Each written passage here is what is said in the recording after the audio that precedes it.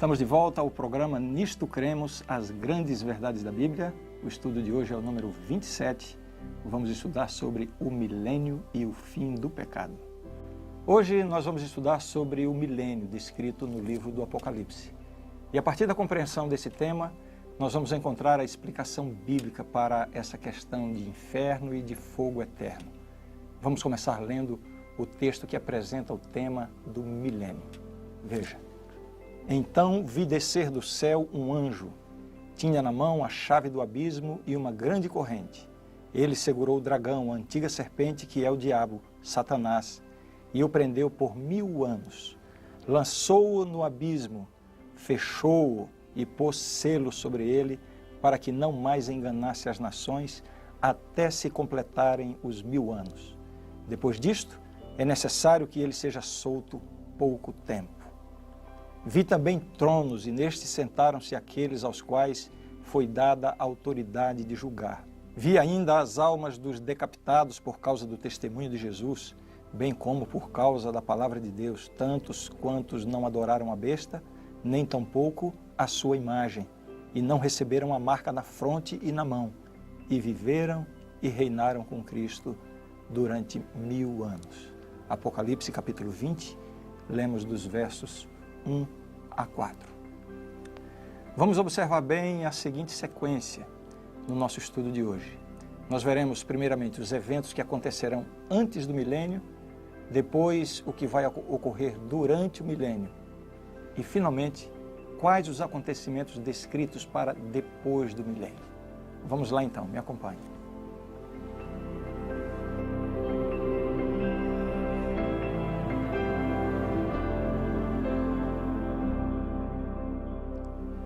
O primeiro desses eventos que marcam o início do milênio é a segunda vinda de Cristo. O capítulo 20 de Apocalipse, onde vemos a apresentação do milênio, aparece como uma sequência dos fatos apresentados no final do capítulo 19, onde Jesus aparece como um cavaleiro montado em um cavalo branco, destruindo os poderes que se colocaram contra Deus e o seu povo. Agora vamos ler Daniel, capítulo 2, verso 44. O final da explicação da profecia da estátua de Nabucodonosor. Mas nos dias destes reis, o Deus do céu suscitará um reino, que não será jamais destruído. Este reino não passará a outro povo, esmiuçará e consumirá todos estes reinos, mas ele mesmo subsistirá para sempre. Uma referência clara ao reino de Deus, tendo início com a volta de Jesus. Esse texto deixa claro que a volta de Jesus é o evento que marca o estabelecimento do reino glorioso de Deus. É neste momento que o povo de Deus começa a reinar com Cristo. Ligado à segunda vinda de Cristo está a primeira ressurreição, ou a ressurreição dos justos, que nos fala Apocalipse 20, verso 6. Bem-aventurado e santo é aquele que tem parte na primeira ressurreição. Sobre esses a segunda morte não tem autoridade, pelo contrário, serão sacerdotes de Deus e de Cristo e reinarão com ele os 1000 anos.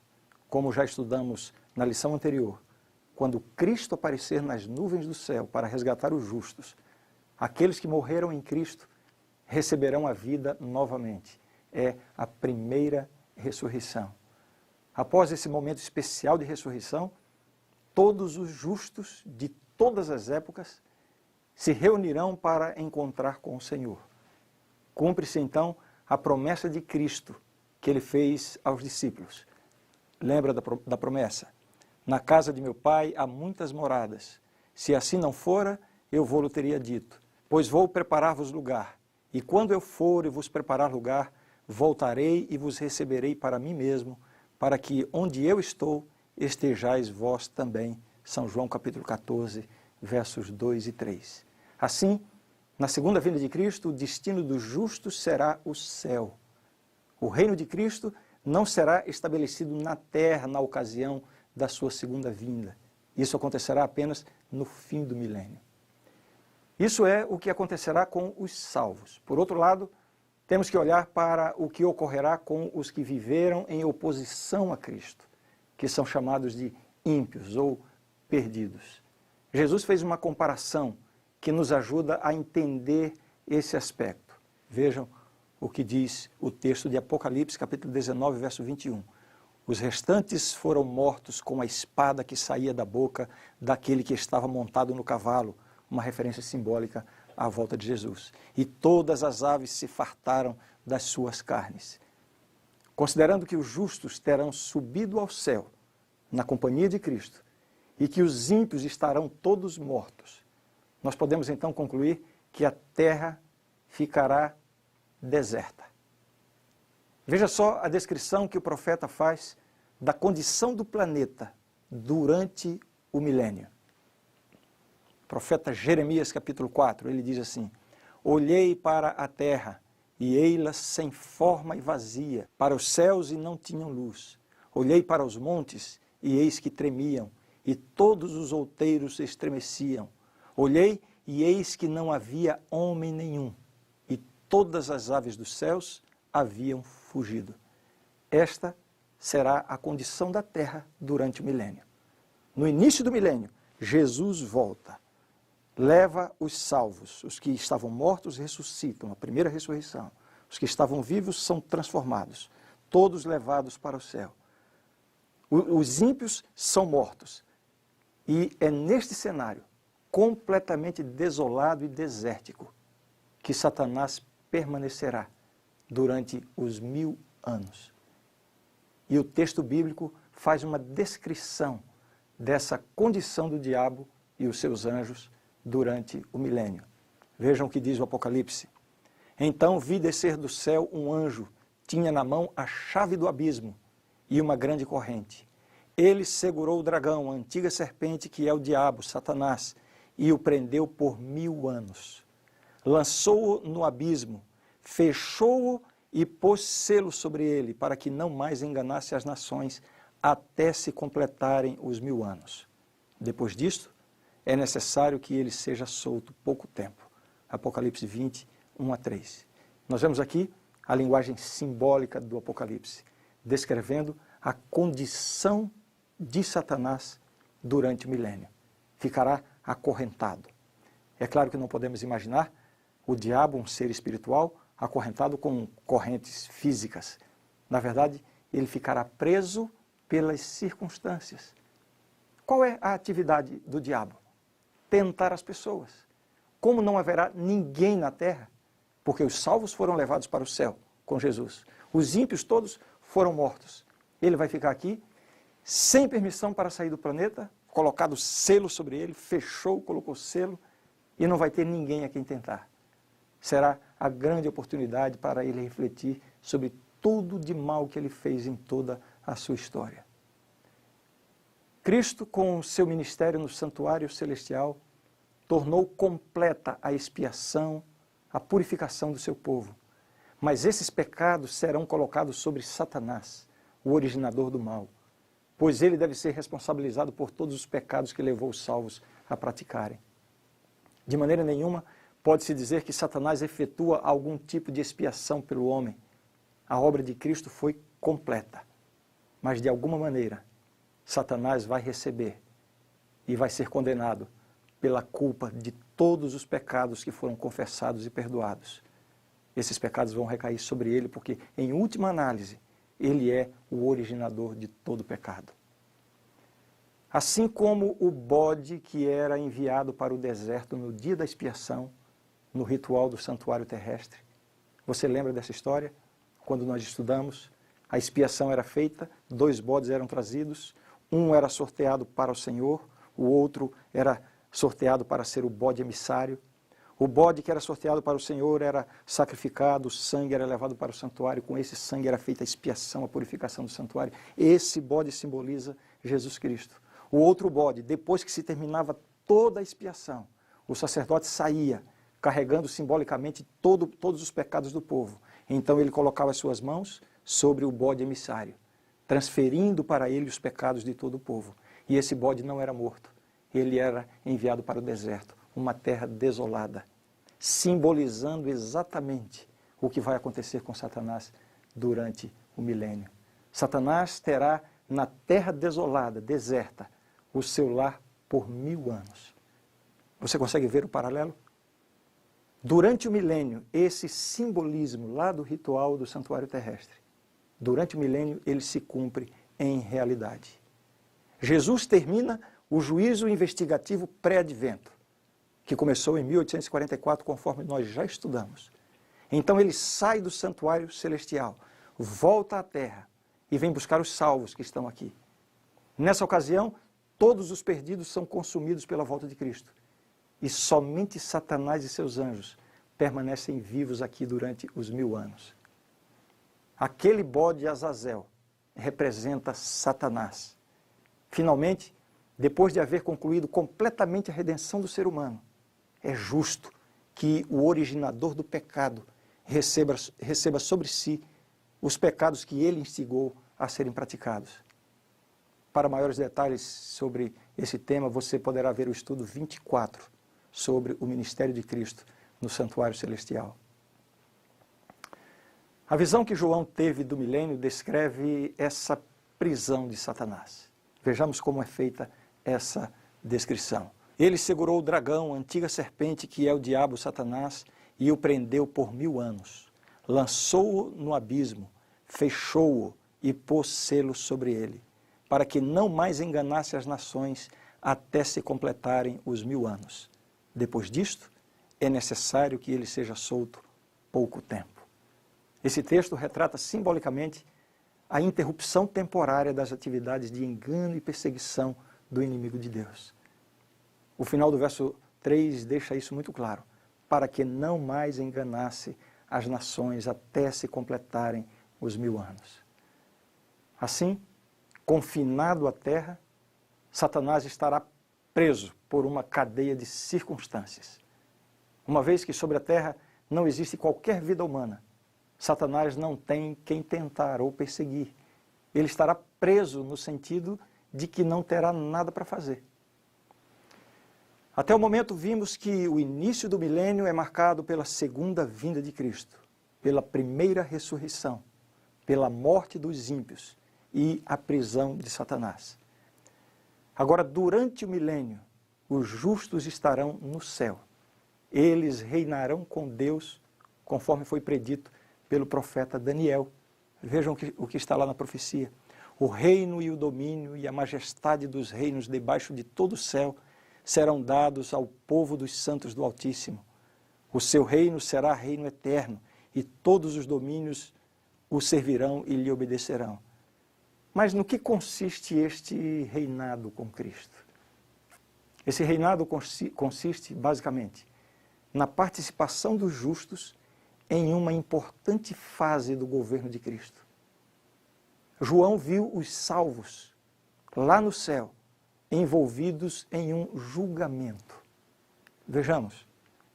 Vi também tronos, e nestes sentaram-se aqueles aos quais foi dada a autoridade de julgar.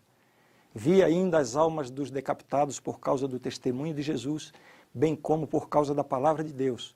Todos quantos não adoraram a besta, nem tampouco a sua imagem, e não receberam a marca na fronte e na mão, e viveram e reinaram com Cristo durante 1000 anos. Então esses que viveram e reinaram com Cristo durante os 1000 anos, esses que estarão com Jesus durante os 1000 anos, o que acontece com eles? João diz, vi também tronos, e nestes sentaram-se aqueles aos quais foi dada a autoridade de julgar. Mas espera um pouco, outro julgamento? Já não foi feito um julgamento antes da segunda vinda de Cristo?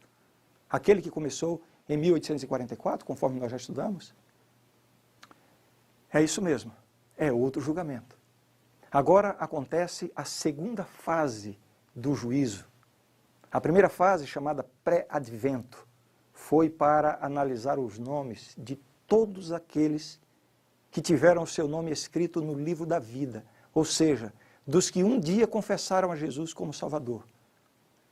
Os que permaneceram firmes foram salvos. Os que caíram pelo caminho tiveram o seu nome retirado do livro da vida. Esse foi o julgamento pré-advento, chamado também de juízo investigativo. Agora, durante o milênio, haverá o julgamento daqueles que não foram para o céu. Afinal, muitos poderão ficar em dúvida lá no céu. Já pensou?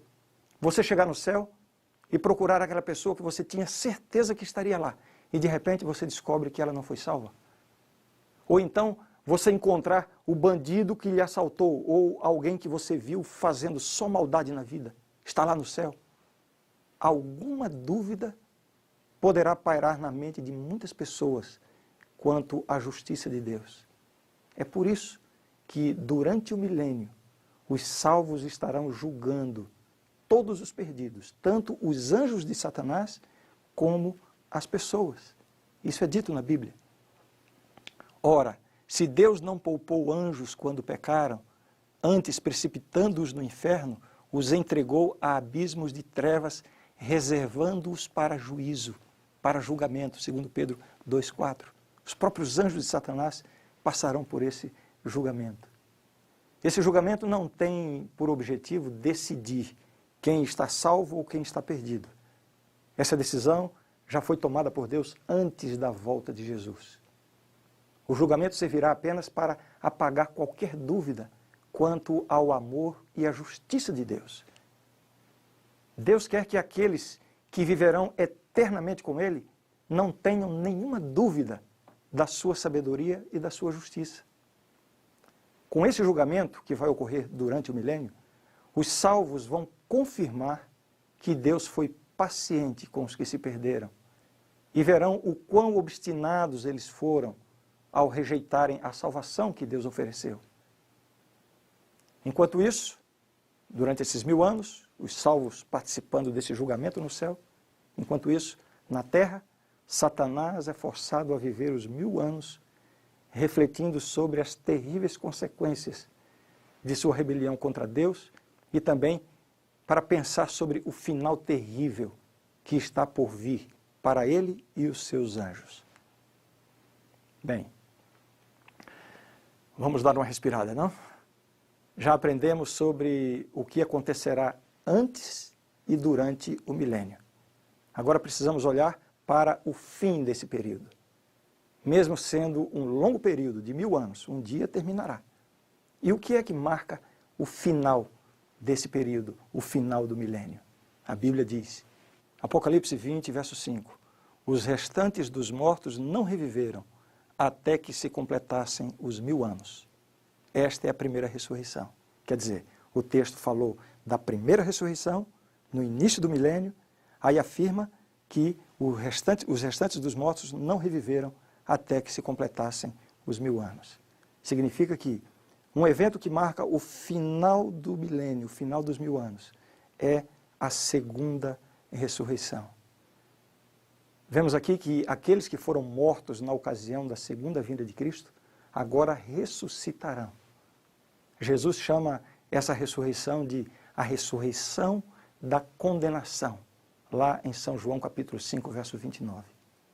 Agora, com a terra novamente povoada, porque todos os ímpios mortos ressuscitam após o milênio, o inimigo de Deus sairá para o seu último engano.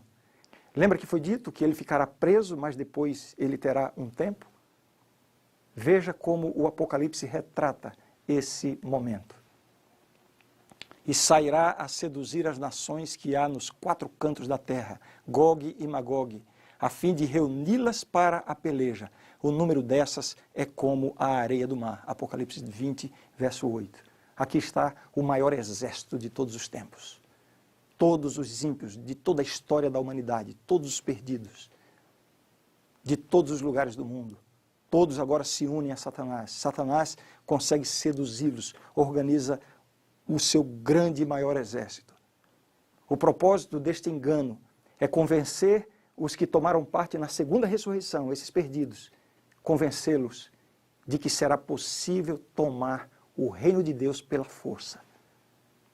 É interessante notar que os ímpios, tão logo recebem de novo a vida, já se voltam novamente contra Deus, confirmando assim que Deus estava certo em sua decisão.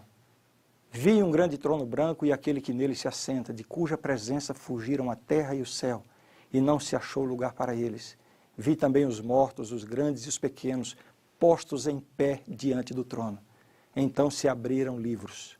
Ainda outro livro, o livro da vida, foi aberto, e os mortos foram julgados, segundo as suas obras, conforme o que se achava escrito nos livros. Apocalipse 20, versos 11 e 12. Esse texto nos fala de um grande trono branco e de livros, em uma cena que evoca a imagem de um rei que julga. Os livros são abertos e segue-se a condenação final de todos os ímpios, de Satanás e de seus anjos. Talvez cause estranheza pensar que Deus ressuscitou os ímpios para logo em seguida destruí-los. Mas é importante entender que durante o milênio os salvos examinarão a justiça no tratamento divino com relação às criaturas inteligentes. Ver agora a destruição dos ímpios é ter a confirmação da justiça dos caminhos divinos. Essa destruição é algo difícil de conciliar com a ideia de um Deus que ama, de um Deus de amor. A própria Bíblia diz, em Isaías capítulo 28, verso 1, que esse é o estranho ato de Deus. Veja só como esse texto bíblico descreve esse aniquilamento completo dos ímpios, de Satanás e dos seus seguidores. Desapareceram da terra os pecadores, e já não subsistem os perversos. Bendize, ó minha alma, ao Senhor. Aleluia. Salmo 104, verso 35. Desaparecimento, destruição completa dos pecadores. Agora veja como o Apocalipse descreve essa destruição final dos ímpios. Apocalipse 20, versos 14 e 15. Então a morte e o inferno foram lançados para dentro do lago de fogo. Esta é a segunda morte, o lago de fogo. E se alguém não foi achado no livro da vida, esse foi lançado para dentro do lago de fogo. Uma pergunta que pode surgir é a seguinte: no inferno as pessoas vão ficar sofrendo eternamente? O que é esse lago que arde com fogo e enxofre? Seria este um lugar de tormento eterno? O que a Bíblia ensina sobre o inferno? Vejamos. Inferno, biblicamente falando, é o lugar e estado de punição e destruição pelo lago de fogo eterno, que ocorre na segunda morte daqueles que rejeitaram a Deus e a oferta de salvação em Cristo. A palavra inferno em nossas Bíblias aparece como tradução do termo hebraico Sheol e do termo grego no Novo Testamento Hades, que em geral se referem à sepultura dos mortos, sejam eles justos ou injustos.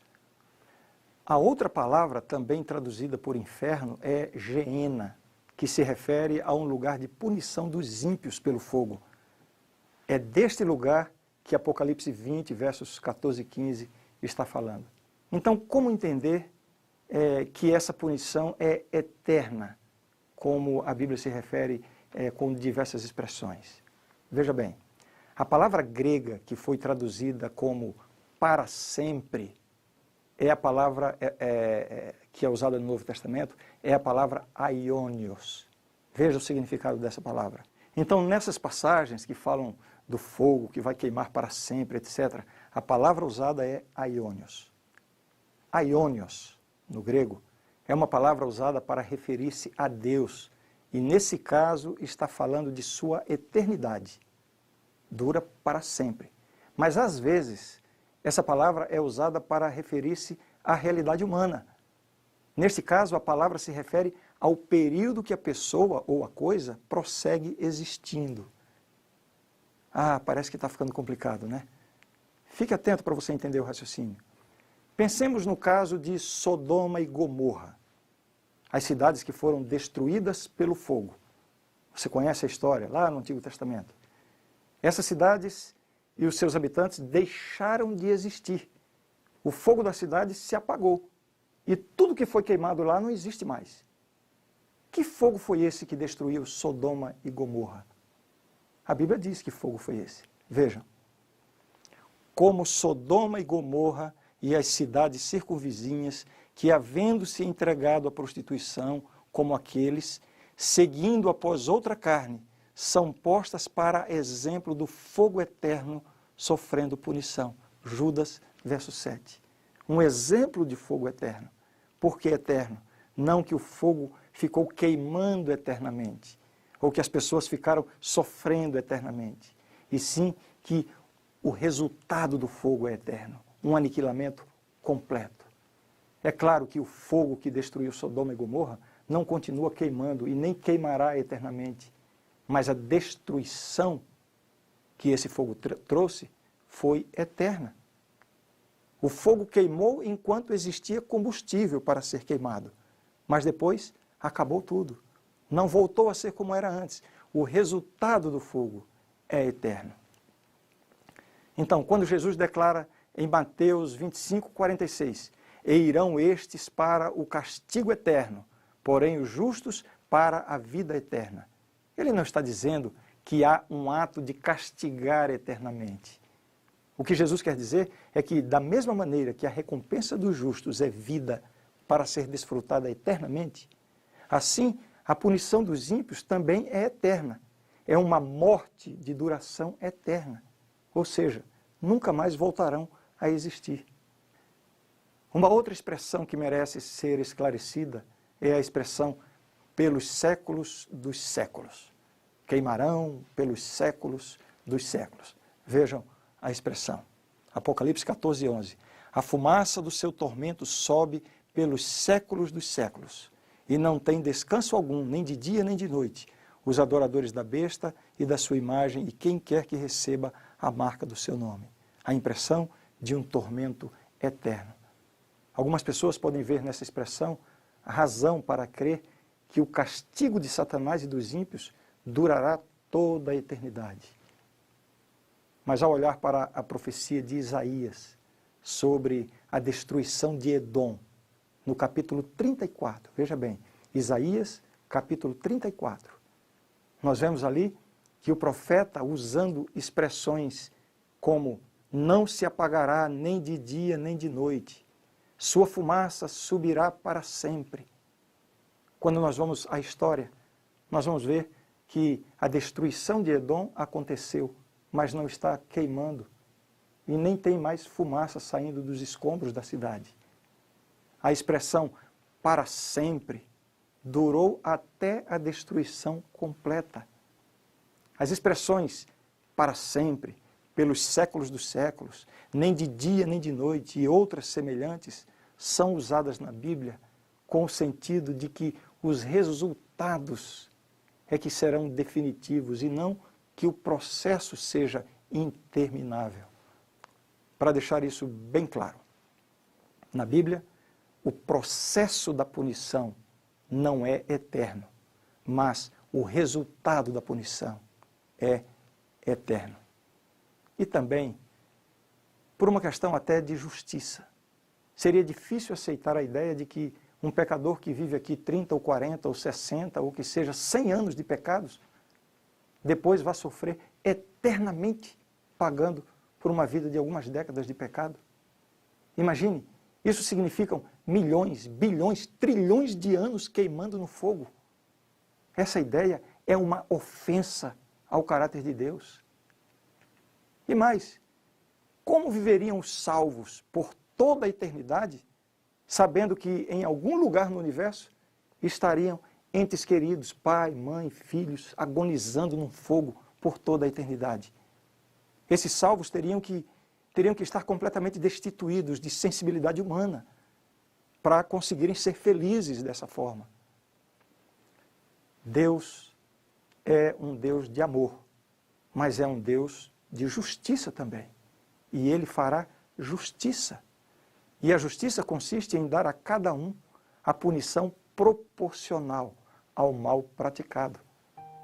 É importante saber que o maior sofrimento dos ímpios, dos perdidos, não será tanto o sofrimento físico por causa do fogo, e sim a angústia, a agonia de estarem completamente separados de Deus, a criatura completamente separada do Criador. Para os salvos, essa agonia da separação de Deus foi experimentada por Jesus Cristo na cruz, quando Ele clamou: Deus meu, por que me desamparaste? É por isso que os que aceitam a Cristo como seu Salvador não sofrerão essa separação de Deus a ser vivenciada pelos ímpios, porque Cristo já vivenciou isso em seu lugar. Assim, Os ímpios experimentarão o mesmo sentimento. Quanto maior a culpa, maior a agonia, maior o sofrimento. Essa será a punição. Satanás, o promotor de todo pecado, sofrerá mais do que todos. Desta forma, o fogo que destrói o mal, ele também faz outra coisa, ele purifica a terra. É essa a ideia. Esse lago de fogo não é um lugar escondido em algum lugar no universo onde os ímpios ficarão ardendo, queimando, sofrendo eternamente. Isso não faz sentido para o pensamento bíblico, para o caráter de Deus. Na verdade, o fogo que vai descer do céu, ele é um fogo que é um fogo destruidor. Vai destruir Satanás e os seus anjos, vai destruir todos aqueles que rejeitaram Jesus. Mas ele é também um fogo purificador. Veja o que diz o profeta a esse respeito. Vi novo céu e nova terra, pois o primeiro céu e a primeira terra passaram, e o mar já não existe. Vi também a cidade santa, Nova Jerusalém, que descia do céu da parte de Deus, ataviada como noiva adornada para o seu esposo. Então ouvi grande voz vinda do trono, dizendo: Eis o tabernáculo de Deus com os homens. Deus habitará com eles. Eles serão povos de Deus, e Deus mesmo estará com eles. E lhes enxugará dos olhos toda lágrima, e a morte já não existirá. Já não haverá luto, nem pranto, nem dor, porque as primeiras coisas passaram. Apocalipse 21, 1 a 4. Essa é talvez uma das mais belas passagens da Bíblia. É isso que a Bíblia nos assegura. Jesus voltará. Os salvos serão levados para o céu, onde permanecerão por 1000 anos. Todos os ímpios serão destruídos na volta de Jesus. Satanás permanecerá preso neste planeta completamente desolado. Ao final dos 1000 anos, Jesus descerá com a cidade santa e todos os salvos com ele. Acontecerá aqui a segunda ressurreição. Então é dito que Satanás será solto novamente, terá novamente a quem tentar, a quem enganar.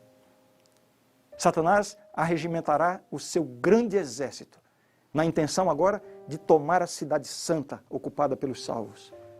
Mas então descerá fogo do céu e consumirá a todos. A terra será renovada e os salvos viverão eternamente com Deus, sem nunca mais correrem o risco de existir pecado novamente. Muito bem. Qual é a sua decisão diante dessa realidade tão grandiosa e tão importante? Por favor, pense seriamente sobre isso.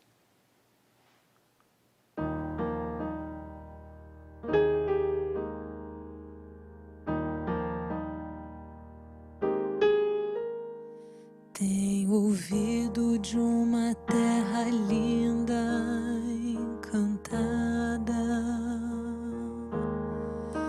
de um lugar onde a felicidade é total.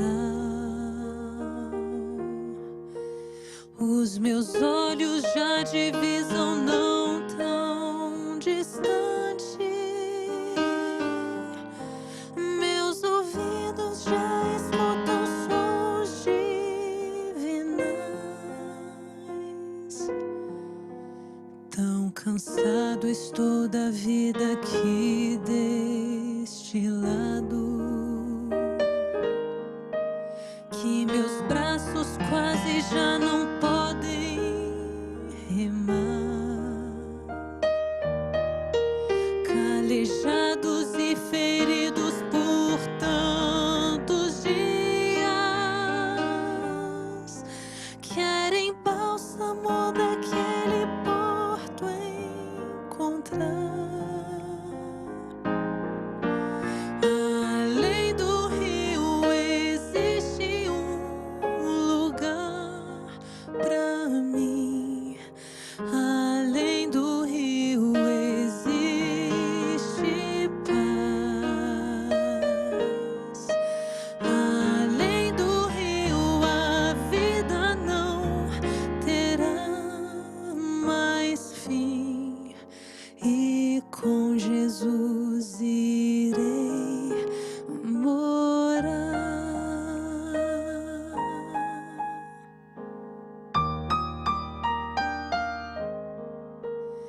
Tenho já sonhado com aquelas moradas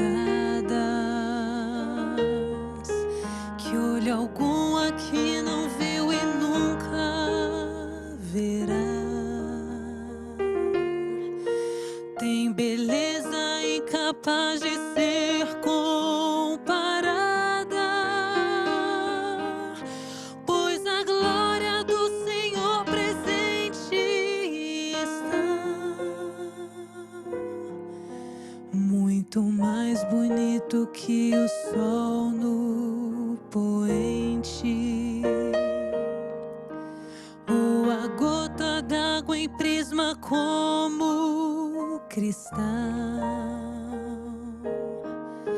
É o encontro de irmãos de fé redimidos. Compensou viver, lutar, vencer afinal. Além do rio existe um lugar pra mim. Além do rio existe paz. Além do rio a vida não terá mais fim. E com Jesus irei morar.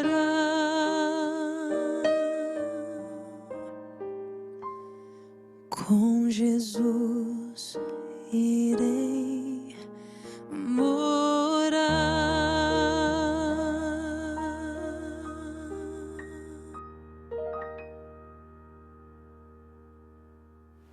A grande verdade do estudo de hoje é esta: o milênio é o reinado de 1000 anos de Cristo com os seus santos no céu, entre a primeira e a segunda ressurreições.